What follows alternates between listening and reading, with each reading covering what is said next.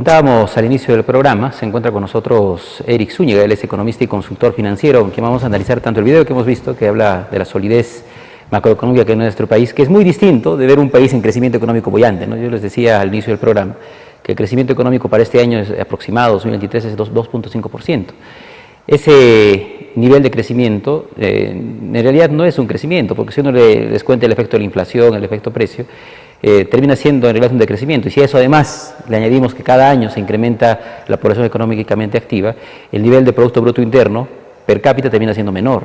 Entonces la pregunta es, ¿qué hacemos para salir de este problema económico que cada vez nos deja en un país con menos oportunidades de desarrollo? Y eso se refleja en procesos migratorios, hay que decirlo con toda claridad. Hay mucha gente que de regiones como la nuestra se va a otras regiones en busca de oportunidades, básicamente de Lima, y hay mucha gente que incluso de regiones e incluso de Lima están yendo a otros países en busca de oportunidades. Eso es pues algo dramático, algo bastante triste, porque así nuestro país pierde pues recursos humanos valiosos. Le damos la bienvenida a Eric Zúñiga. Eric, muy buenas noches, bienvenido a Argumentario. No, muchas gracias a ti, Iván, por la invitación. Buenas noches a todo tu público y nada, contento y feliz de siempre estar acá en tu programa para poder argumentar y siempre dar una visión más completa de las cosas que pasan. Es muy importante, ¿no? Muchas veces este programa yo lo dedico más a temas políticos, porque es lo candente, ¿no? Esta semana de alguna manera el tema político, si bien el día de hoy ha habido manifestaciones en Lima, en Puno, que generan algunos problemas, estas manifestaciones han perdido intensidad con lo que venía pasando en enero y parte de febrero. Pero eso tiene un efecto económico. Y cuando la crisis, yo siempre le llamo la nueva normalidad política, que es de crisis permanente, que ya tiene bastantes años, tiene estas características, tiene un efecto sobre lo económico, ¿no? Tiene efecto sobre lo económico y desafortunadamente nuestro país ya no es la estrella que era a inicios del siglo XXI, que tenía niveles de crecimiento incluso del 8%, ¿no? ¿Cuál es tu perspectiva de lo que viene ocurriendo en el Perú en materia económica? ¿Tenemos un futuro oscuro, un futuro claro? ¿Qué es lo que avisoras tú para la economía peruana en los próximos años?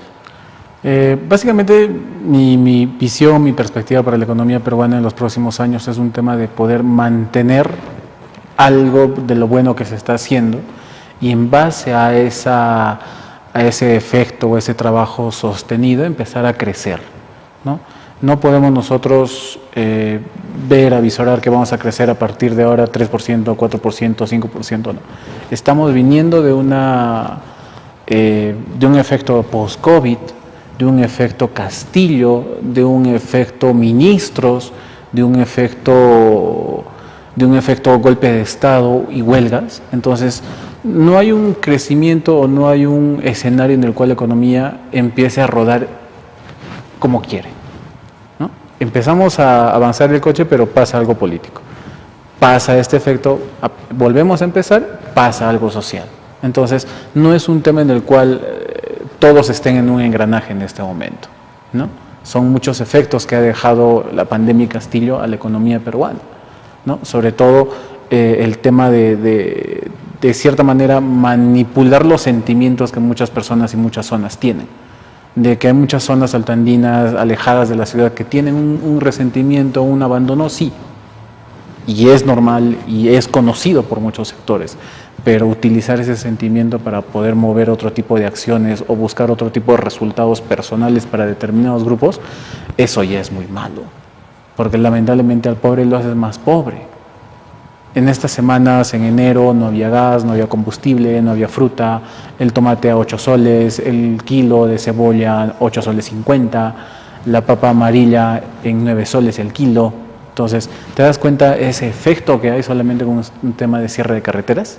Y eso ha hecho de que en todo enero el tipo de cambio se incremente, ¿no? Porque no hay libre circulación de productos, de bienes, ¿no? Las minas han cerrado, los proyectos mineros han cerrado. Y estos proyectos mineros que traen acá, traen dólares. Y cuando en el mercado existe dólares, el tipo de cambio siempre va a ser positivo para nosotros, porque el sol se va a apreciar, el dólar se deprecia, porque hay abundancia de dólares.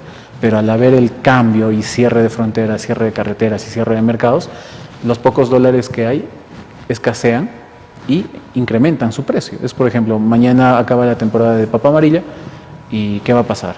La poca papa amarilla que quede va a subir de precio, ¿no? Por un tema de poder sacar provecho de esa situación, ¿no? Porque es un mercado... Eric, tú has dicho una frase que es bien importante que se entienda, ¿no? Al pobre lo hacemos más pobre. Sí. La frase de campaña del expresidente Castillo era no más pobres en un país rico, ¿no? Y en realidad sus escasos 17, 18 meses de gobierno han terminado haciendo más pobre al pobre, ¿no? Claro. Y cuando uno habla de que la economía peruana no anda bien, no más allá de que no estamos en una crisis como la que viven los países vecinos, uno habla de problemas porque tenemos problemas de ausencia de crecimiento, ¿no? No tenemos un crecimiento importante que se traduzca en oportunidades. Y lo que hemos visto en los últimos meses es que, si bien todos estamos golpeados, el golpe no es igual para todos. La clase media sufre un golpe de una manera distinta, la clase alta sufre un golpe de una manera distinta, y la clase, digamos, que vive en situación de pobreza, sufre un golpe aún más fuerte, porque, digámoslo con toda claridad, ¿no? En las clases medias, algunos tenemos algo de ahorros que nos permite estar algunos meses sin generar ingresos, ¿no? Pero en las clases pobres, que en el Perú está superando el 30%, alcanzando el 30%, ellos tienen que ganarse el día a día. Exacto. Vivimos en una economía, en un sector microempresarial de subsistencia en muchos casos. Si las personas que trabajan en el mercado no salen a trabajar el día de hoy, no tienen para comer mañana y no tienen para comprar los productos el día de mañana. Y eso afecta a la educación de los hijos, eso afecta a la salud de los hijos y a la salud de las mismas personas. Entonces, algo que muchos economistas, muchas sociedades han criticado, el tema de estar dando bono y bono y bono. O sea, el bono lo puedes dar por un tema de emergencia porque ha pasado algo muy grande como así la pandemia, donde me corté de un momento a otro los ingresos. Con un bono ya puedo aguantar, puedo hacer ollas comunes, lo que pasaba en la pandemia. Pero hacer el tema del bono algo constante, algo casi natural, o sea, eso ya está mal. ¿Por qué? Porque vas a crear dependencia del sector pobre al Estado. Y cada vez que el Estado no te dé, el sector pobre que debería de tener más herramientas para trabajar, para producir, va a hacer la huelga, reclamando lo que ellos creen que es justo para ellos, ¿no? Pero lo que es justo para ellos es directamente lo siguiente: generar fuentes de trabajo.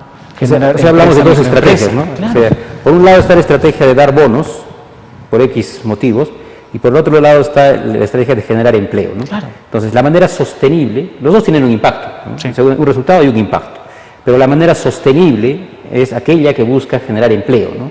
Entonces, claro, no estamos en contra de subsidios como de pensión 65, de repente si estamos en contra, no sé, Cuna Más, que tienen, digamos, como objetivo poblaciones específicas, ¿no? Y que son bastante vulnerables.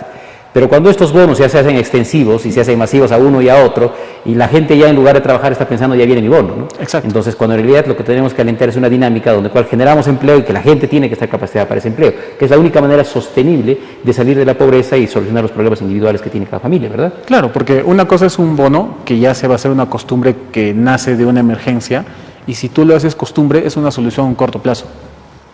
Pero si tú masificas el tema de generación de empleo, oportunidades, nicho de mercado, creación con las municipalidades y gobiernos regionales de diferentes tipos de ferias de productores, de bienes y servicios, de papa, de la agrícola, pero de una manera mucho más fuerte, con bases técnicas, científicas, con bases de marketing, es una solución a largo plazo.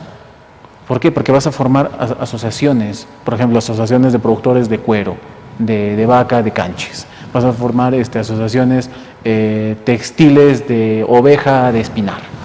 Entonces, si tú les das el apoyo, les das las herramientas y sobre todo esa confianza, que confíen en ti porque tú en verdad le estás dando un buen trabajo, le estás dando buenas herramientas, va a ser un trabajo que a la larga te va a empezar a dar frutos.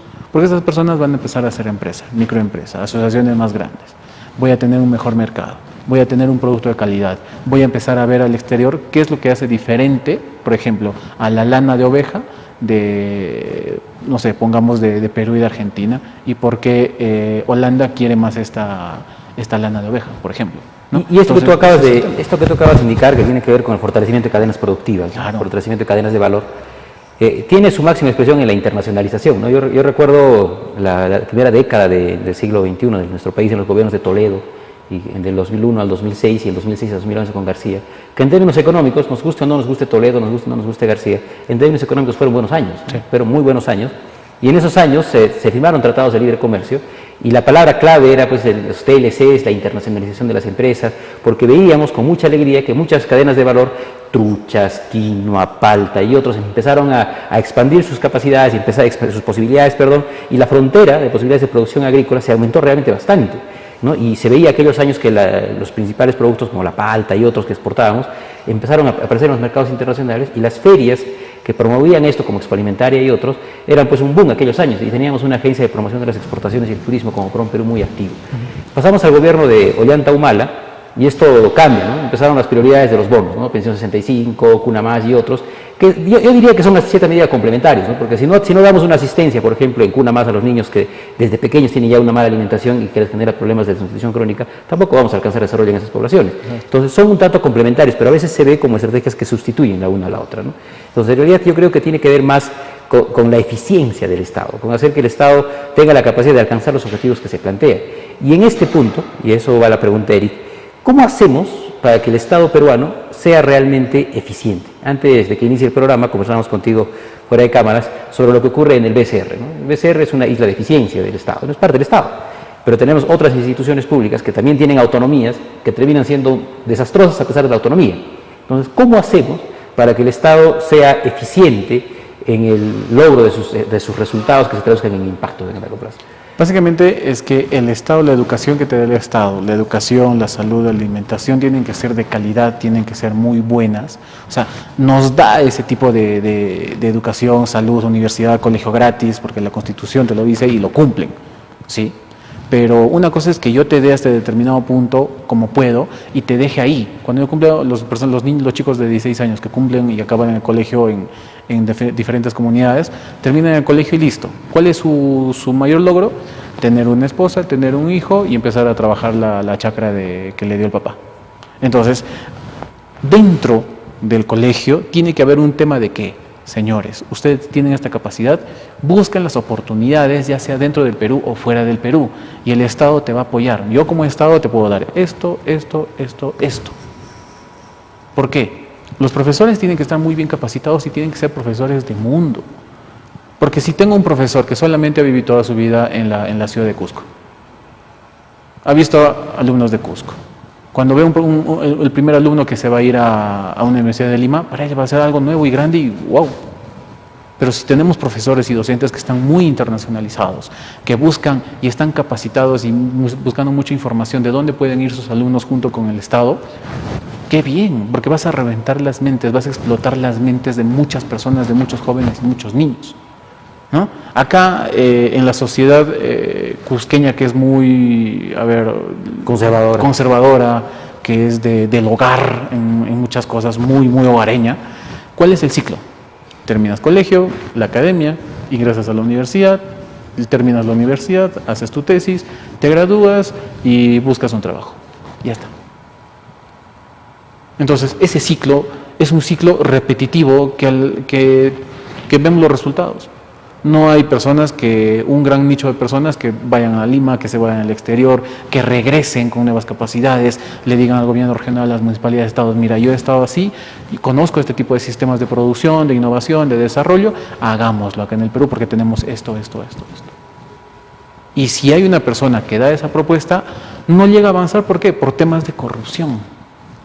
O por temas de que, ya sabes que el proceso no me permite hacer este tipo de acciones en el colegio. Y no se hace. Entonces una buena idea se muere en el camino. Y eso hace que, bueno, salí al exterior, prefiero regresar al exterior porque tengo estabilidad y algún día volveré a mi país, ¿no? Y eso es importante. Tiene que venir desde el colegio, desde las casas. Todos los hogares deben de saber que hay un mundo fuera y tienen que explorarlo. Tienen que ver que hay mejores utilidades, hay mejor rentabilidad personal, psicológica, emocional. ¿Vas a extrañar tu país? Sí, pero el resultado es satisfactorio en largo plazo. O sea, solamente hacemos una comparación con la educación estadounidense, europea. Los chicos a los 16, 18 ya salen de su casa, están en la universidad, trabajan para pagar sus estudios, trabajan para pagar su vivienda. Y en ese trajín se dan todavía las oportunidades de viajar y hacer voluntariados en el mundo. ¿Cuántos estudiantes universitarios vienen acá al Perú durante muchos años? Aprenden español, van a las comunidades, hacen turismo. Como tú dices, están teniendo una educación de mundo, ¿no? Una visión distinta, claro, ¿no? Algo que me queda de lo que acaba de comentar Eric es que la necesidad de internacionalizar el cerebro de las personas, ¿no? Sí. O sea, necesitamos personas, y eso, a pesar de que Cusco es una de las regiones que recibe una gran cantidad de turistas, en algún momento hemos llegado a cerca de 3 millones, pero todavía existen importantes segmentos de la población que tienen una visión muy chata, ¿no? Una visión muy chata, una visión muy, como se llama coloquialmente, muy de pueblo, ¿no? Necesitamos, como bien dice Eric, gente que tenga capacidad de mirar horizontes más largos, de tener un cerebro con una visión mucho más amplia y no visiones reducidas, ¿no? Visiones reducidas que incluso nos llevan a posiciones un tanto políticas, un tanto pintorescas, que es lo que muchas veces sale de nuestro país. Vamos a pedirle a Switcher que nos ponga el tema, no, el mensaje de la semana y luego vamos a la primera pausa comercial del programa aquí en Argumentario. Argumentario en este segundo bloque y estamos con Eric Zúñiga analizando temas económicos. Hemos hablado un poco de lo macro, de los indicadores más importantes que tiene una economía y ahora vamos a entrar a temas más micro, a hablar de la economía de la gente, cómo la crisis termina afectando el bolsillo de la gente y con ello sus posibilidades de satisfacer sus necesidades básicas, ¿no? Educación, salud y otros, ¿no? ¿Cómo afecta esto directamente a la economía de la gente, ¿no? A la economía de la gente de a pie, como llamamos los economistas? Afecta directamente en un tema negativo y te da un estrés, ¿sí? ¿A qué me refiero con el estrés? El año pasado se han liberado aproximadamente más de 20.000 soles de la AFP. Tenías una liberación de la CTS, ha recibido gratificaciones. Entonces, hacían todos un conglomerado aproximadamente 30.000 o 35.000 soles, dependiendo del tipo de ingreso que tú recibes mensualmente, ¿no? ¿Qué ha pasado con este dinero? Este dinero, en muchos casos, se ha ido a un gasto superfluo. Remodelar la casa, la radio, la televisión, la cama, cosas así. O un tema se ha ido, por ejemplo, a guardarlo en el banco, ¿no? Y ha pasado un efecto rápido, el tema de la inflación, que ha incrementado. Estamos en 8.66. El sistema financiero, ¿cuánto te está pagando en soles? Te está pagando 8.76.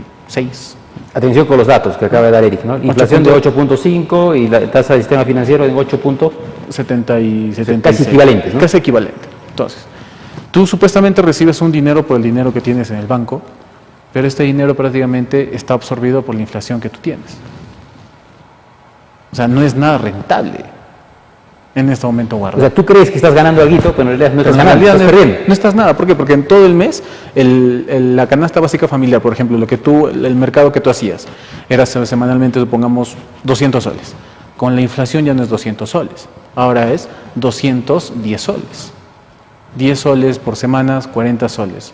Tu ingreso o tu pago del sistema financiero, que sea, supongamos, 100 soles. No ganó 100 soles.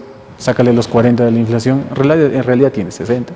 No estás gozando los 100 soles. O sea, nuestro dinero en el banco no está creciendo. No está creciendo. Y en algunos casos se está contrayendo si uno lo compara contra el nivel de precios de la economía. Exacto. Está perdiendo. Exacto. ¿Y qué hacer en ese escenario, ¿no? Justo hablábamos de que economías como la Argentina superan a veces el 100% de inflación, es más, cada año superan el 100%, por eso es que hay la propuesta de este economista Milei que dice hay que desaparecer el Banco Central y la moneda argentina y hay que dolarizar, ¿no? Exacto. La realidad peruana es completamente distinta, el manejo de la política monetaria en el Perú es mucho más serio, sin embargo, este último año hemos sido golpeados por una inflación del 8%, ¿no? Entonces, ¿qué hacer en ese caso? ¿Cómo una economía familiar puede defenderse frente a esta clase de fenómenos económicos?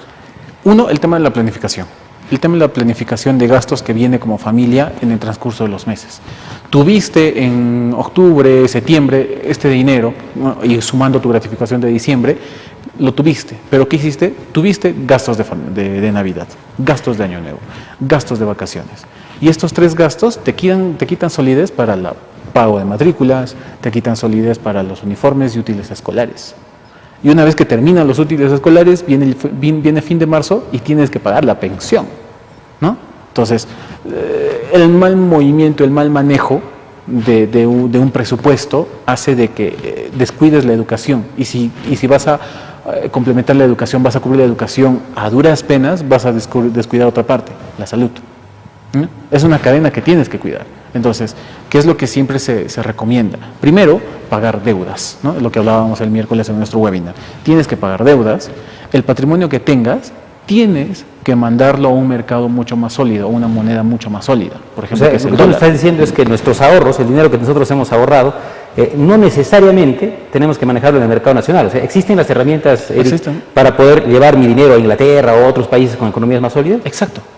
Hay el mercado bursátil, fondos de inversión de oferta privada, que te permiten colocar tu dinero en empresas y en notas de crédito de empresas grandes, de empresas que tienen respaldo y seguridad de un gobierno inglés, por ejemplo, con los fideicomisos.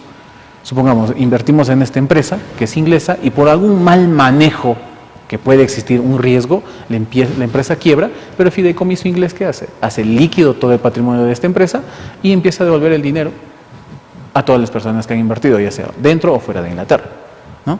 Y eso y en el proceso, cuando tú le das tu dinero, te va a dar tu rentabilidad, te va a pagar el cupón o te va a dar tu interés en dólares. ¿Y qué pasa si cada 3 meses recibes dólares y lo cambias a soles? Prácticamente tienes un sueldo.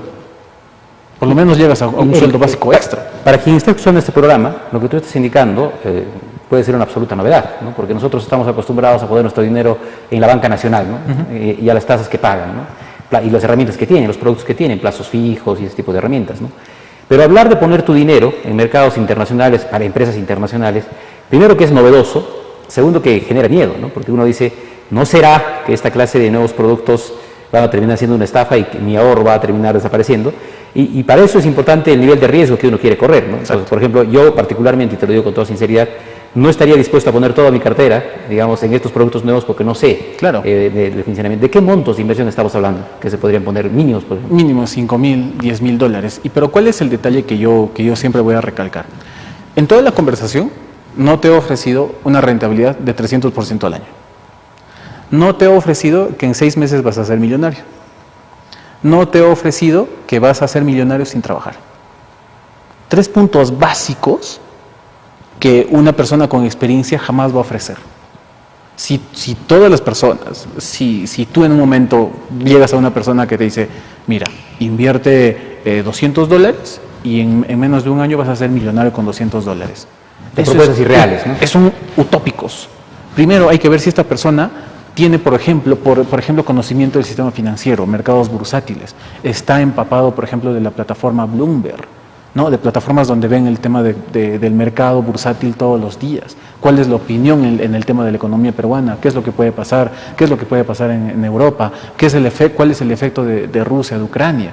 O sea, tienes que ver ese tipo de personas, ese tipo de información. Pero si viene una persona que te dice, mira, Iván, dame $100, en un año te voy a dar 300%, vas a ser millonario, te vas a comprarte a fin de año un carro y sinceramente vas a vivir de lujos y vas a viajar por todo el mundo. Y no vas a trabajar nada. Y no vas a trabajar nada. Eso es un sistema pirámide, es un sistema Ponzi, ¿no? Entonces, ¿cuál es la seguridad que yo te ofrezco? Te ofrezco compañías inglesas, te ofrezco un fideicomiso inglés y sobre todo te ofrezco las condiciones que el mercado inglés te da. El mercado inglés te dice, por ley y por regulación, que tú no puedes ofrecerle a un inversionista más del 10% de ganancia. ¿En qué periodo? En el periodo de un año. No puedes, porque por un tema especulativo, por un tema de que tienes que controlar, de que el mercado no se rompa por una especulación mal hecha, ¿no? O sea, es un sistema que prioriza la estabilidad, antes que la alta utilidad, vamos a decir, ¿no? Exacto. Pero cuando uno quiere poner sus $5.000, lo que busca es utilidad. Claro, pero por eso hay un tema de trabajar renta fija y renta variable. Le explicaríamos a los televidentes qué quiere decir renta fija y qué quiere decir renta variable. La renta variable son las acciones que están cotizando todos los días en bolsa, de los cuales existe el riesgo de que pueda ganar mañana y pueda perder mañana, de que este año cierre en positivo y el próximo año cierre en negativo. ¿Por qué? Porque son movimientos del mercado bursátil, del mercado de acciones, ¿no? Por eso es variable. Puede bajar, puede subir, puede bajar. Así como te han prometido, pongamos, 8%, pero al final del periodo te van a dar 9.5%. Entonces, ha variado de manera positiva. Pero ¿qué pasa si en 5 años no me dieron el 8, me dieron 7.5%? Está dentro de un margen aceptable. No me dieron 8, pero me dieron menos 5%.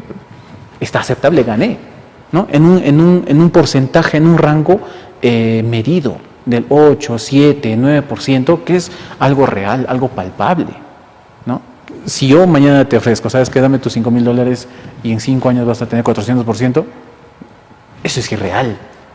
Eso es irreal, ¿no? Entonces hay que tener en cuenta toda esa información. Y ahora la renta fija es, por ejemplo, yo como compañía inglesa necesito financiamiento, necesito capital, ¿no? Y yo tengo este producto, tengo la seguridad de estos seguros, tengo la seguridad de un fideicomiso inglés y te voy a pagar cada 3 meses, te voy a pagar anualmente un 10%, pero repartido en cada 3 meses. O sea, en la renta variable, de alguna manera, no sabemos el nivel que vamos a alcanzar de rentabilidad, ¿no? Entonces seguramente algunos rangos habrá, ¿no? Pero digamos que no se conoce con exactitud qué es lo que va a pasar porque hay que esperar el resultado del ejercicio, ¿no? Exacto.